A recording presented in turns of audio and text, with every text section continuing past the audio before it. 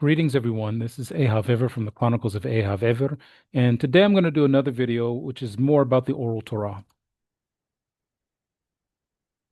Now, as always, I've got several videos that I've done on this topic, even more than what's included here, but I've done this in a number of ways, and I always find that there's always some new angle that I can use to explain this better, because sometimes, I think in a certain way, I'm trying to explain something in Hebrew and translate it into English, and there are times where I look back later and say, okay, I could have explained that or expressed that a lot better. So that's what I want to do with this video.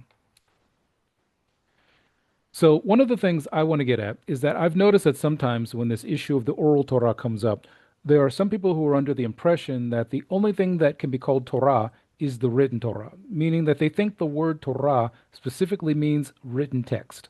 And what I want to show in this video, as I've done with other videos, is to go into a little bit more deep dive into this issue of why it's not correct that the idea that all that there is when it comes to Torah is a written text and nothing else. So starting off, one of the things that you have to look at is, okay, you have to do with etymology. What does the word Torah even mean? Because we can go all day long and argue back and forth whether there is or isn't something, but if we've never defined what it is we're even trying to, talk about, then, it gets lost in the mix. So what I want to do now is turn on my annotate in order to kind of address this issue of, kind of pointing out. Hope that you can see what I'm using as my pointer because I can't really find my annotate at the moment. But essentially, if you look here, this word here, this is like a three-letter root. In ancient Hebrew worked off a three-letter root system called the shorashim. And essentially, when dealing with a shoresh, what you have is a situation where it's a three-letter root that allows you to know the basic meaning of a particular word. And I'm going to try to see if I can find a way to get my annotate on just so it's more clear, because I think it's easier to kind of pinpoint something. So hopefully you're able to see that there. Okay, so this letter is Yud, this letter is Resh, this letter is He. Now, this basic three-letter root allows you to come to based upon, Jewish history, carries the meaning of to cast or shoot something. It's used often in the Hebrew text or in ancient Hebrew to deal with shooting an arrow or hitting a target. Now, when you get into like the linguistics of how you get the word Torah from this three-letter root, it comes from a verbal form which is known as hifil, which that word would be hora, which means to instruct or teach. So what this means is that the word Torah, its meanings can include instruction, direction, or a precept, or you could even say, okay, it's a law. You could use that word to translate it from Hebrew to English, or you could also say it's a mode or manner of doing something, or a mode or manner of something. So essentially, what we see here is that the word Torah is not strict, is not, constricted to this idea of it having to be a written text. The word Torah can be used to mean something that's an instruction, direction, or a precept or law, mode or manner, but is not specific to like saying, okay, well, it's a written text and a written text only. So this is the first step in knowing, exactly what is the meaning of the word, and therefore, is there really an oral Torah, or is it only just the word Torah can describe only the written text? Well, we've already, in this sense, debunked the idea that it strictly means a written text. So the next step, and this is the thing I came up with, it's a little bit different than what I've had in the past, um, is the idea that if you look from a historical perspective, if you take a timeline from starting around the time right before the Ten Commandments were given at Mount Sinai, dealing with this historically, and then you go all the way until the actual written Torah says that the written Torah was actually written. For example, meaning like about 40 years after the giving of the Torah, the Ten Commandments at Mount Sinai, you come up with the following picture. You come up with a situation where pre and post Ten Commands, the word Torah is used to describe something in Exodus 16 to 20. Now, I'm just going to use, say it's something for the moment, just to kind of, I guess, like deal with this issue, like from an outsider standpoint. And then the first mention that we have of there being a written something, of terms of Torah, is the Ten Commands you know so that's the first actual mention of something being written down as being written down on stone.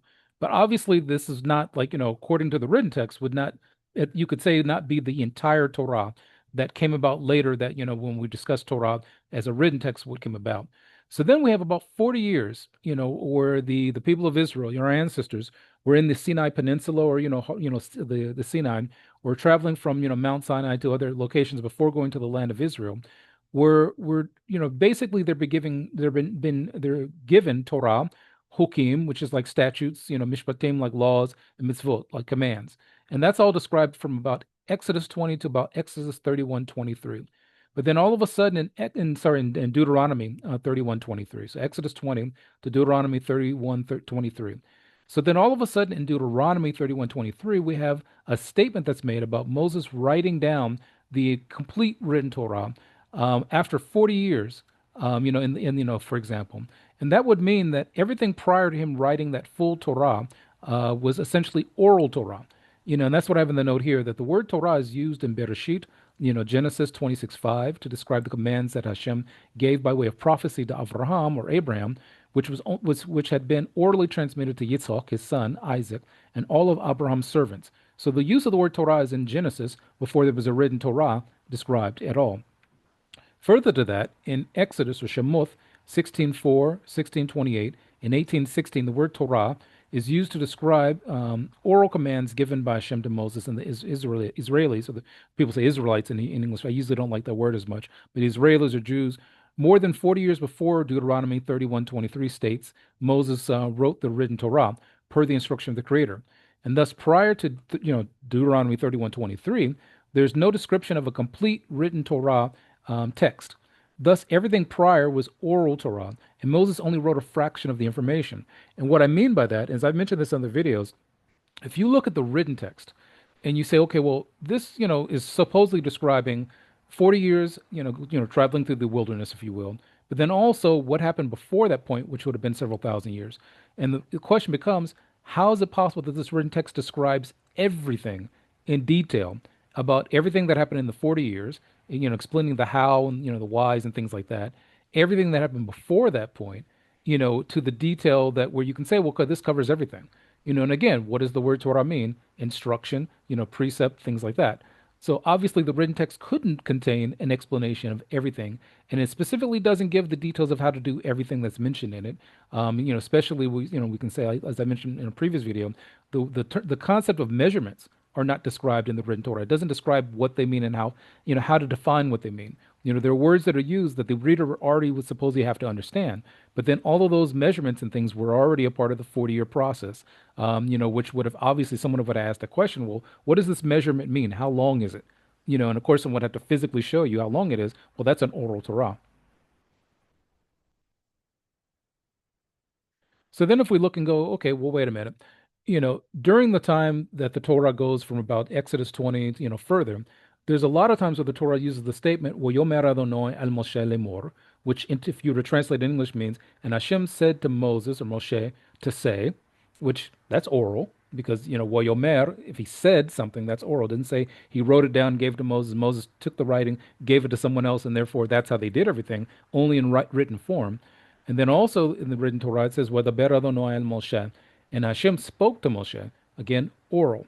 So that means the written text is describing elements of oral Torah.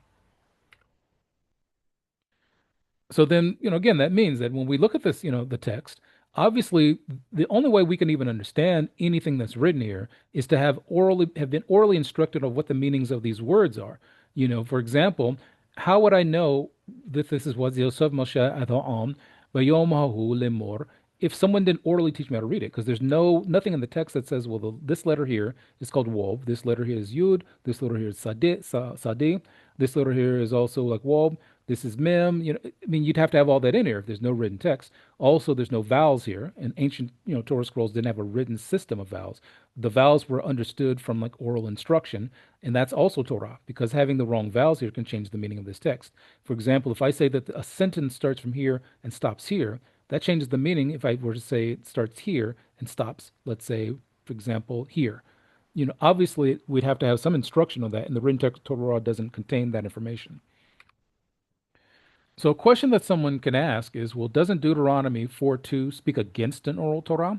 And this is the thing that's very interesting, because again, when these things are brought up in English, it's a lot harder to really discuss it in a way to where I think it really closes the issue. So let's look at it in Hebrew and see if we really come to the conclusion that Deuteronomy 4:2 speaks against an oral Torah.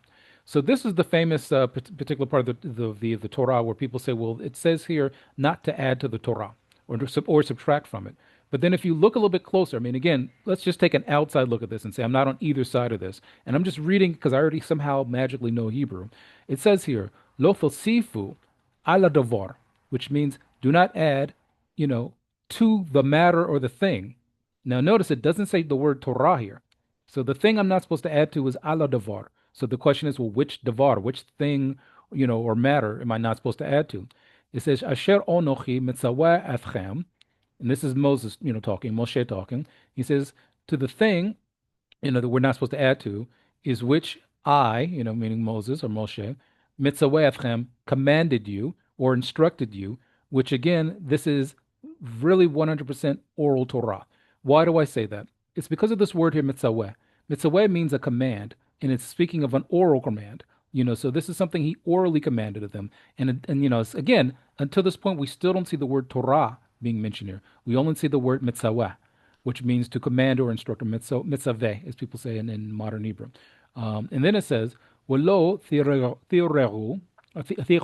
sorry, mimenu lishmor." So it's like the saying, don't take away, mimenu from it, to guard, to keep, et mitzvot Adonai Elohechem.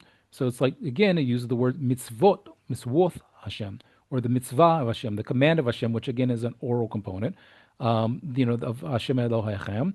And it says again here, Asher Onochi, which I, meaning Moses again, mitzvah Atchem. So all of this is speaking of oral, because mitzvah or mitzvah is an oral component. It's speaking of something oral. It's not speaking of something written, because again, this is Deuteronomy 4:2. We see, remember, as we mentioned before, the written text is not mentioned until like all the way in Deuteronomy, like I think like we said 31 or 30, yeah, 31, 23. So that, if we want to say that the text describes something completely history from point A to point B, for example, point A to point Z, then we can say, okay, well, this command is given before there's even a written text. So this obviously couldn't be speaking about, at this point, the written Torah, because the written Torah didn't exist when he made this statement. It's speaking of whatever he had commanded to them orally, that were part of the oral mitzvah, the oral commands of Hashem, that he was like commanding them to do. So again, the word Torah is never used in this particular area. And this is again looking at it from an outside perspective, saying, okay, I somehow know the language, but I don't see the word Torah here. I don't see anything here that says don't add to the written Torah and don't take away from it. Now, that's obviously that we wouldn't do that. But again, the question becomes, if the written Torah text didn't come about till later, what is this davar that's being described here? And that's where we would say that first of all, the davar that's we're not supposed to take away from or add to and take away from is the complete instruction of Moshe Rabbeinu, meaning that if Moshe Rabbeinu gave a command of how to, like, for example, build the Mishkan, then we can't add to that and we can't take away from it. If Moshe Rabbeinu gave a command on what the word totafoth means, meaning that, when we wear what's called tefillin, or people say in English phylacteries, Moshe Rabbeinu, received a command. He instructed us on how to do it and what not to do with it, for example. And the written text only describes like a small bit of that. It doesn't describe fully, like, all the ins and outs. It doesn't even, describe if anybody asked a question about it, a lot of this stuff. Only a few times does the Torah give where people asked questions, but obviously all of this would have been questionable of how to do all of it. In 40 years in the desert, in the wilderness, obviously people would have been asking questions for 40 years of how to do it, and they were doing it before the written text had even come about. So what this is saying is that this davar that we're not supposed to take away from, add from, would include eventually the written text, but it also includes the oral instructions that Moshe gave. Now, someone may say, well, you guys are always adding things. The Talmud is an addition. The Mishnah is an addition. Well, that's where we get into something very interesting, which I've talked about, but again, looking at this kind of from a different angle, I think I have a better way of describing what I mentioned previously. So first, let's start in Exodus 24:12, where it says, "Yomer Adonai el Moshe ale al hahoro," and this is like saying, this is like Moshe, Hashem speaking to Moshe Rabbeinu, saying to, like, go to the top of the mountain. This is like at Har Sinai when the Torah was given. And it says, "Wahayasham wa'atano lecho." So it says, like, it will be there that I will give to you. Okay, so this word wa'atano lecho continues and says, "Et luchot ha'aven." So the luchot ha'aven, or the luchot ha'aven, the stone tablets. So that's one of the things it says that will be given when Moshe Rabbeinu goes to the top of the mountain. Then it says Waha Torah, which is and the Torah, and it's important that it says and. So it says Luchot Even, and then it says and the Torah. So far it's two things that Moshe Rabbeinu is supposed to get when he goes to the top of the mountain. And then the next thing says Waha Mitzvah, which would be and the mitzvah, so the mitzvah he's going up to get. So we have three things that Moshe Rabbeinu is supposed to get. Now, why is this important? There's a letter here that's used for two of the words. For HaTorah, this letter here called Waw or Vav, and this here for the mitzvah, is also Waw. So the letter Waw or Vav is in front of the words Torah mitzvah. Notes that they are two separate things, two different things from the stone tablets. What this means is that when Moshe Rabbeinu went up, he received three things from Hashem. He received stone tablets, he received Torah, and then he received a mitzvah. So this tells us that there's a difference between when you say Torah and mitzvah. So then how does this play into the idea that, 'cause people still say, well, again, the Talmud, they're adding stuff all the time, blah, blah, blah. So in the Talmud, it's actually not adding to the Torah, and neither is the Mishnah. And why would I say that? Well, first of all, the first thing before we get to the pasuk that's in the Torah that helps explain this is that the Talmud itself, a lot of the Talmud is simply like discussions and debates about sometimes the sources of where we get how we do certain things from the Torah, you know. But then further to that, there's a lot of parts of the Talmud that are also like what's called midrash, things that are just simply the sermons of the time, and they're not like legally binding, So it's not like someone saying you must do these things the way I say it, or you must believe these stories that I'm telling you. But it's more like saying, well, I'm trying to make a bigger point in this sermon about something, and I'm using concepts from the Torah as well as life to make a sermon, And there's a lot of things in the Talmud that are about that.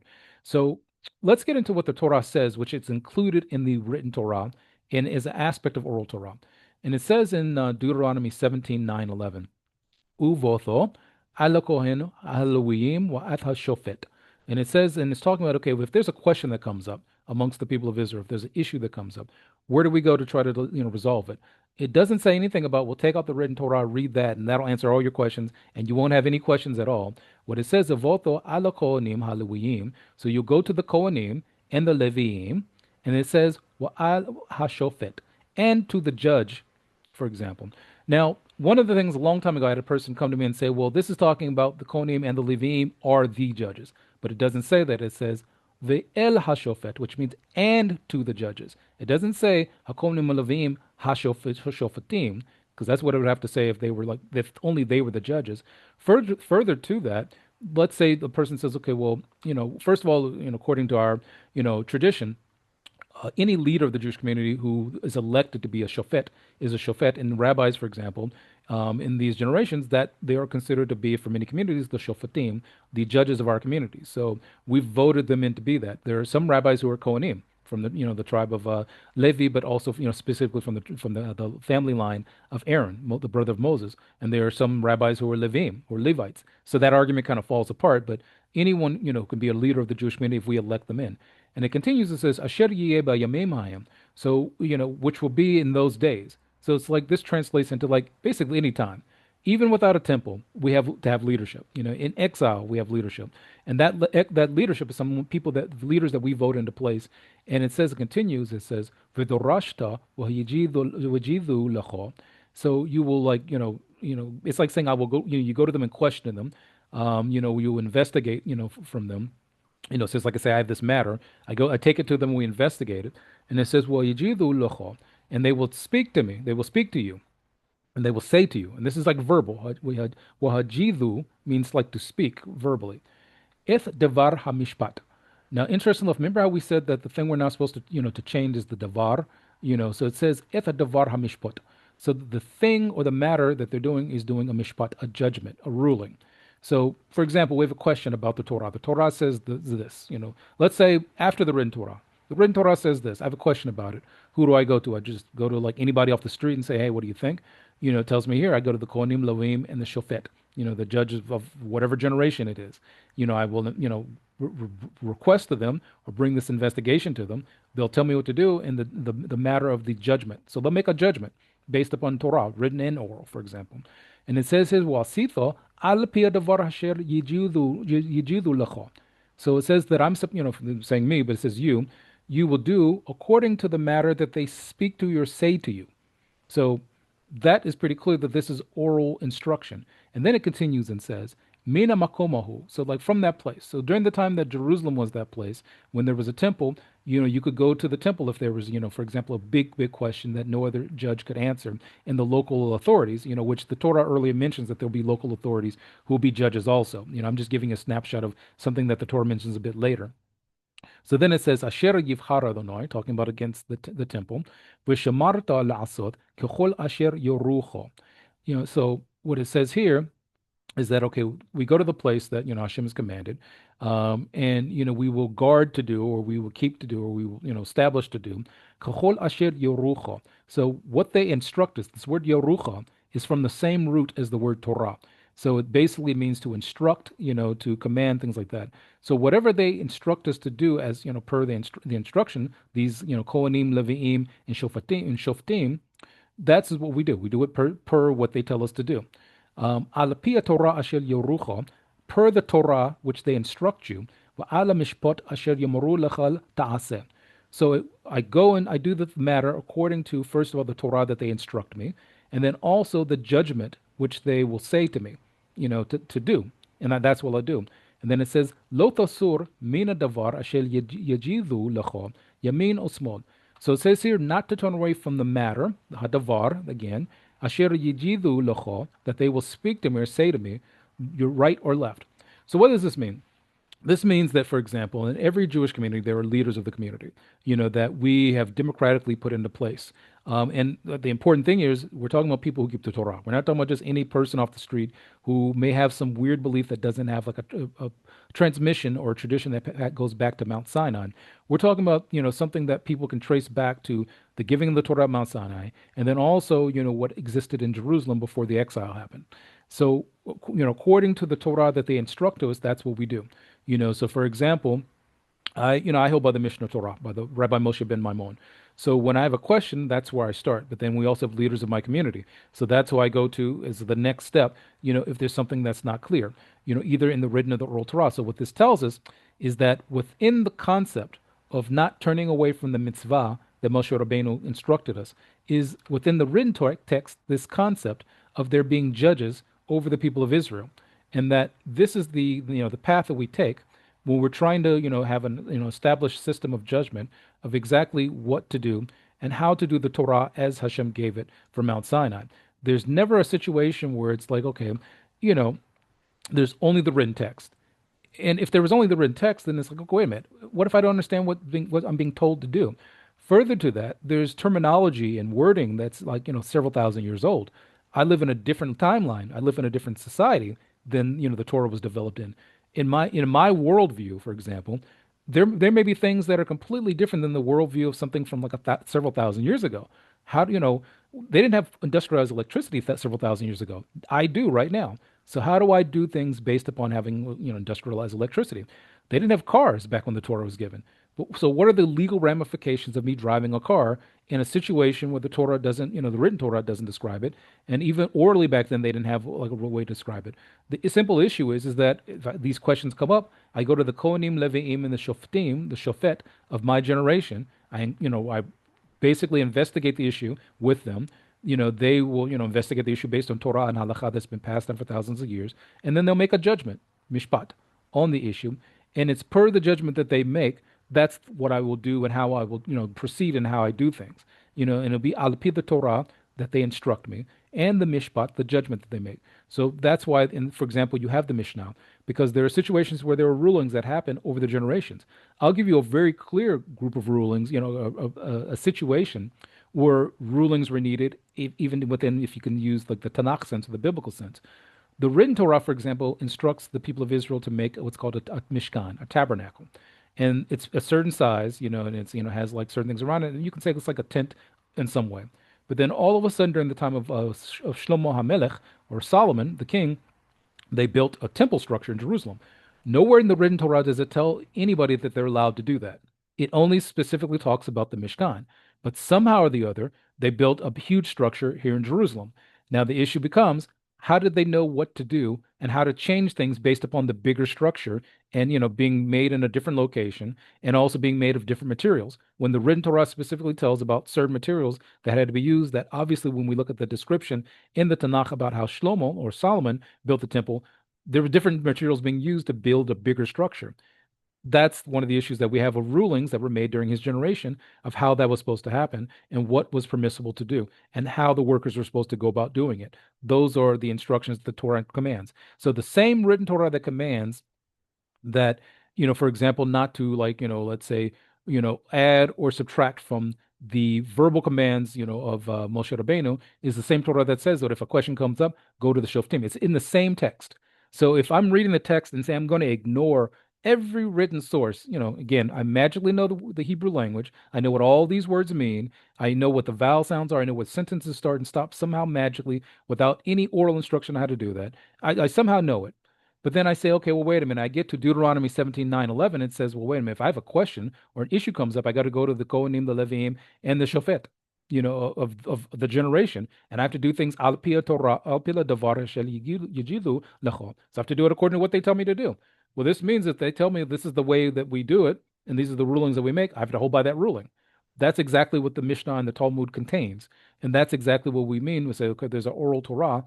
Even outside of the idea of this, there's an oral Torah. So, to end this off, essentially, when you look at Torah Mashayikh Jewish communities, the things that we agree upon, because there's things that, that are disagreed upon, especially in the exile, after, the destruction of Jerusalem, after the disbanding of the Mosaic courts, and things like that, and that every Jewish community went into survival mode in whatever location in the diaspora they were. But there are things that every community, no matter where they were from India, from the Sephardic nations, the Jews from the Mizrach, Yemen, and Orthodox Ashkenazi Jews, everybody agreed on the national revelation in Mount Sinai. Everybody agreed on the written Torah, and everybody agreed on the sources for oral Torah. Now, again, individual rulings in certain communities that were made in exile, of course, those some of those are based upon whatever community, had those, particular circumstances and dealt with them in their way. But again, we see here that the written Torah is very clear that there's an oral Torah. And, again, in every situation, I look and try to say, okay, how can I explain this better? Because I understand it in Hebrew, but then I have to try to explain it to people in English that may not make it clear. So again, this is Ehav Ever from the Chronicles of Ehav Ever. Thank you for listening. Take care and bye.